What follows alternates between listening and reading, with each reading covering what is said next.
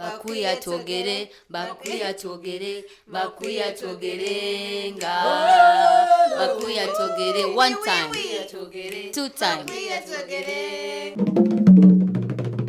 Welcome to Queer Twogere, a visibility podcast celebrating queer love and exploring life experiences, representation, and busting queer myths.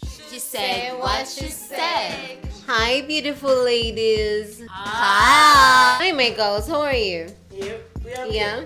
So today we're going to talk about substance abuse. I know that's a word that is different according to our understandings and our experiences and how we view it, but it all values and it all matters. What we perceive of it is very important and we need to share that. So I want to ask these ladies with me today, what do you think of substance abuse? What do you understand by it? I think substance abuse is where you feel like you cannot do anything without alcohol, without cocaine, without all these other drugs, marijuana.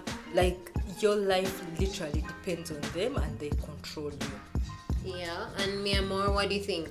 I think it's when you just abuse the drug or whatever you're taking, but abusing it, like taking it in excess, inappropriately. So yeah, abusing it, like taking it when you're not supposed to, but you take it. Actually, in the most cases, a Manitoba singer, when they hear about substance abuse, most people usually go to maybe drug abuse. Only substance. But I think drug abuse is use of drugs without caution, and which can lead to addiction. Whereas substance abuse can be destructive use of drugs that can lead to problems like poor performance, especially like at work or sex. Yeah, you either low output. So you talked of a word called addiction. But njagala nyabo enlightening kwa kagambo. Manye yoge doluzungu all beyond me. So mbale njagala kutegera ka addiction. Yinzo kamudiramu. Nsaba bami nyambako. Banga ekintu kiri kimu about drug abuse ngenda kujjako ku addiction. Drug abuse is using anything in excess. Substance. In excess that impairs you to think straight. I mean, not straight as in, making decisions that wouldn't have been made by you in your normal state without taking any substance. So addiction is the fact that you find yourself in need. You can only survive on using this kind of substance, let it be alcohol or weed, to be able to reason or to interact. So that's an addiction. If you've not used alcohol or weed or any other drug, you cannot appropriately engage in a conversation. So that's what I believe addiction is. Okay. Meanwhile, what do you get? You put me in like this contemplation of like, am I addicted or not?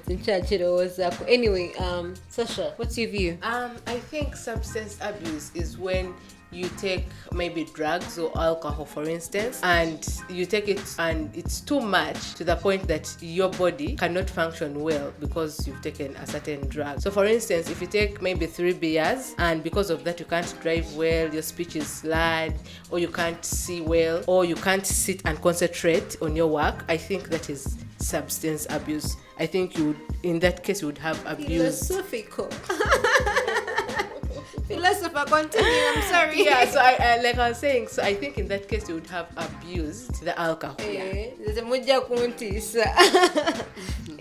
Are you worried? Mundeke.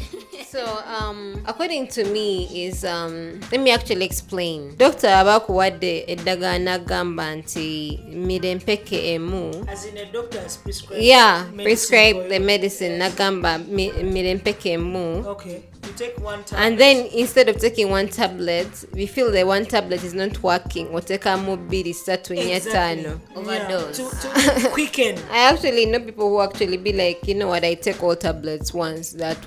Like they've told you this one is supposed to be in the morning, afternoon, lunch, which will be like all of them together at once, whether it's morning or evening. I don't know what's behind it. I even know people who actually bribe nurses to go and get medication and shit like that. Anyway, substance can be a drug, it can be liquor, it can be an individual, it can be a character, personality, a lifestyle, it can be different things. Substance is basically everything in its minimized form. So when you are given something and then you use it beyond what you're supposed to use it for to make you feel good, that means you're actually abusing it. I keep telling people I do not abuse alcohol unless I choose to. If I take enough, it leaves me happy and that's it. But if I take more that makes alcohol control me or even go beyond and makes me wake up with something different, like probably waking up in a situation whereby I've slept with someone I'm not supposed to sleep with, or maybe yes, that's abuse. That's abuse. And by the way, don't give that explanation of whereby I was drunk.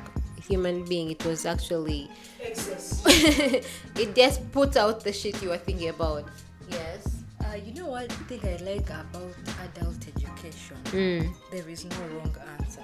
Like the way we've all described abuse of drugs or substance, it's like we are referring to ourselves. What you feel that drug abuse is to you.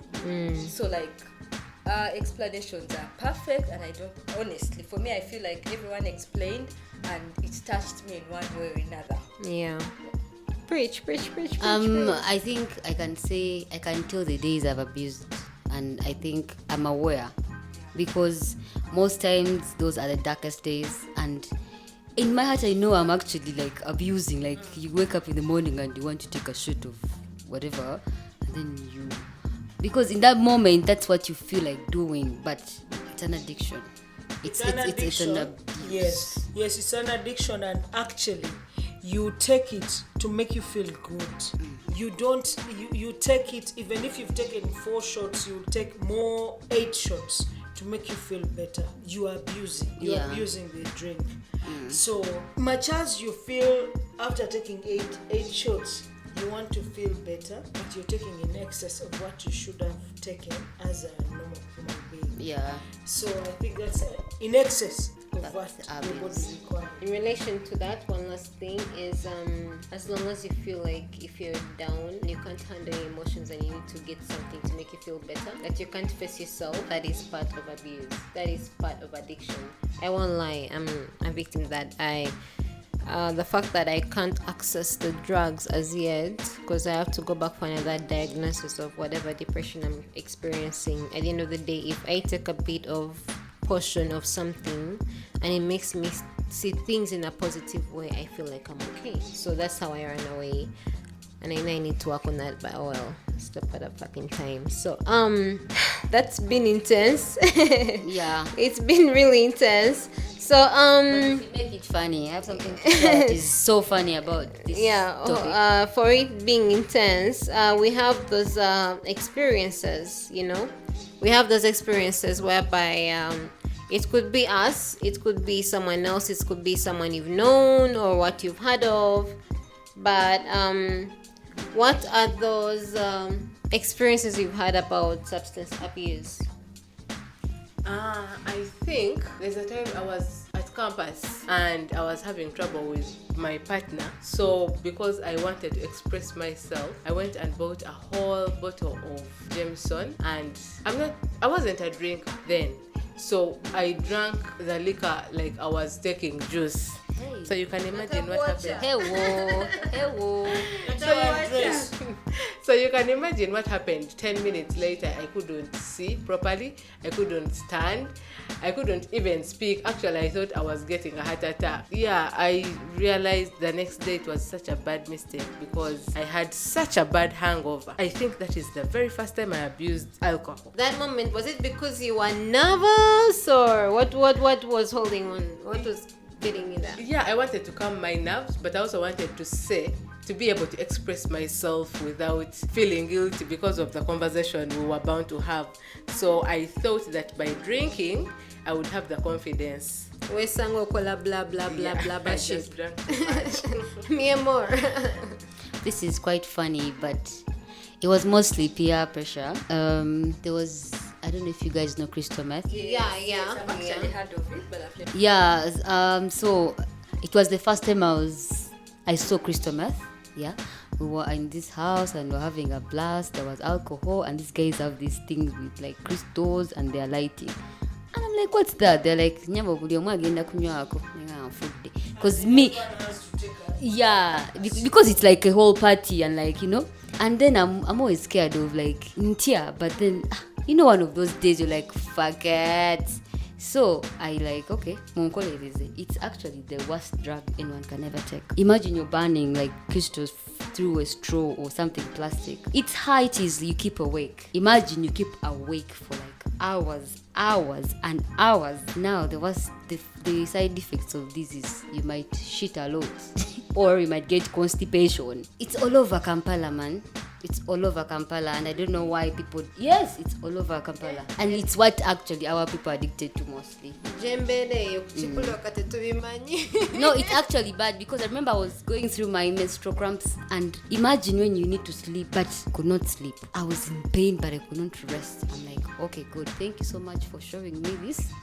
Never again. So man, drugs are bad. Okay, the ones you can't control. I don't know. You have to experience it to know what to know. I don't want to. I don't even want to be next to it. Trust me. I love my body. Yeah. In some way or the other. Even those guys love it, but as you guys said, it's an abuse and it's an addiction that needs help. Yeah. So Maritza. Personally, I used to think that I don't abuse substance, especially alcohol, but then I realized sometimes when I am like stressed or I'm going through something, those days I would actually like take more than what I'm supposed to, like what I normally take. And I think according to like all our definitions, there's a level of substance abuse. But you know what's funny? You take all these things at a certain time to feel better, but then you will wake up the next day and the problems are still there. Like there is nothing that has changed. You probably have a hangover or you've missed work. So for me, at the end of the day, I am at a point where I realize, yes, I'm going through this. I'm taking this to feel better, but in the morning, like I'm awake, like yes, nothing has happened, nothing has changed. Actually, I have a friend of mine who needs to drink to function well. And they don't really take like a lot of alcohol. They would maybe wake up and take maybe like a shot and maybe one bottle of beer. Is that also addiction if they function well throughout the day, even at work, and they work well with others? Is that still addiction? If I'm just taking maybe, if I know I'm taking it maybe in a moderated amount and I do it every day, like I'm used to it, is that still addiction or substance abuse? I remember Sasha said something about what is more to you is not the same as the other person.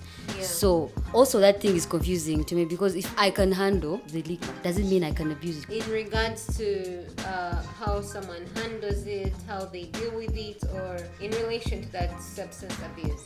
So the dealing with the substance abuse depends on individuals.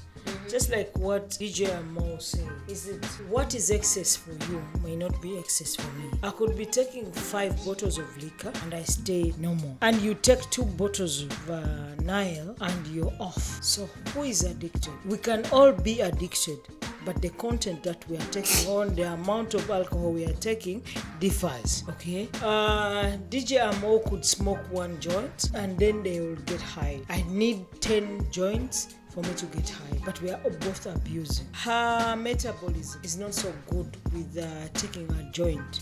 Probably she would take half of the joint to stay within lines. And for me to break my metabolism in terms of coping, I would want to take 5 joints or 10 joints. So we are both abusing. Whether she takes 1 joint, I take 10, we are both abusing. We are taking in excess of what we would have taken in our bodies. So that's abuse. Okay, thank you, Biggie, for that. Given a whole point of what abuse is in perception, we all have different experiences. Yeah. Courtesy of whatever view we have of what abuse is, we actually have different experiences. It may not be us. Some of us may be good girls or good ladies or whatever Bad ladies. whatever you prefer. Because the experiences differ. Yeah, they differ. It could be maybe someone you know or someone you've met or a story you've had, because there's no wrong or right. So, mi amor, what is one of your experiences? Something I'll never ever forget that actually fucked my whole life. My dad was a drunkard. So when we were kids, man, my dad used to beat my mom, from when we were like in P2. Primary. Yeah, primary two. Yeah, he used to drink a lot. They beat each other, and all the time we always, because he used to come back home. For the mercy of your Yeah, mother. until one day she left. So when she left, everything changes when you don't grow up with your, So you need to find a way to come back from the addiction somehow. And the thing about drug abuse in, maybe let me say Uganda, is like all of us have suffered, like we are victims of drug abuse. So it might not be your parents, it could be your siblings, it even could be you. But at the end of the day, drug abuse is wrong, it's bad, and it does not solve anything. And what hurts most is that, for me back in that day when I went to university, honestly in my circle, I did not have anyone who used to take drugs or we used to drink one or two because you don't have the money. So you take one or two and go home. But now, drug abuse is like a lot, like everywhere. Yes. Even in our community as LBQ women. The reason as to why you want to get sleep, you have to take some weed for you to catch sleep, or the only way how you would want to express yourself in a meeting, you must be high. Yes. Yeah, so that it becomes easy for you to say what you have to say. And it comes with all these homophobias at home, at work, in the country. You feel like most of us feel like we have to deal with this with drugs, but it does not help. It doesn't. I know we've had all these experiences, we understand what it is and everything, but what can we do to avoid it? At least one or two. One of the ways through which I've learned how to minimize on using excess drugs is the shared stories. The shared stories from my peers, people who have experienced use of excess drugs. When they share their stories, I learn from that. And what I do is that I go ahead to share my stories as a person, so that the young peers, the other people coming after me, can learn about what I've gone through to deal with excess use of alcohol and substance. What I would say is that at the end of the day, drugs don't help. At the end of the day, the alcohol won't help. The problems will be there. That is why you need to talk to someone, especially when you're a member of a certain community. Like Farouk, for example, it offers services that help with drug abuse. Sasha can go ahead to share the number you can call to get support. Yes, speaking of getting help, you can always call this number. It's a toll-free line. It's on 24/7. I'll read it out loud now. It's 0800 100093. I'll read it again. 0800 100093. Please feel free to reach out in case you feel like you need help. If you're addicted, if you're abusing drugs, please reach out. We'll give you the help you need. We have a lot to say and we can't go on the whole day, but there are different ways we can avoid all this, or there are different ways we can be able to fight to support each other to actually get over what substance abuse is. Substance doesn't contain only a drug, it contains to alcohol, it contains even to an individual, to a lifestyle, to different situations that you can't understand, but you need to be okay, because without them you don't feel like you're okay. So that is something that we suffer from. We are in need of fighting because we need to get rid of it and actually get to ourselves. So when you need help, when you feel it's beyond, or you know a friend who is beyond it, please do call that number that was set off. And also you can look for DJ Amor. I can always play you the best music to soothe your mind, to make you fall in love with yourself. Your girlfriend's best DJ. I'm your girlfriend's best DJ. So all I'm saying, take care of you, yeah? You got you anyways. Okay. Don't forget to like, subscribe, share to all our socials. Facebook, that is Farouk 2003. YouTube, Queer Twogere, which you can also which you can also find on our website, which is www.fiuganda.org. Catch you. We've been Queer Twogere. She said what she said.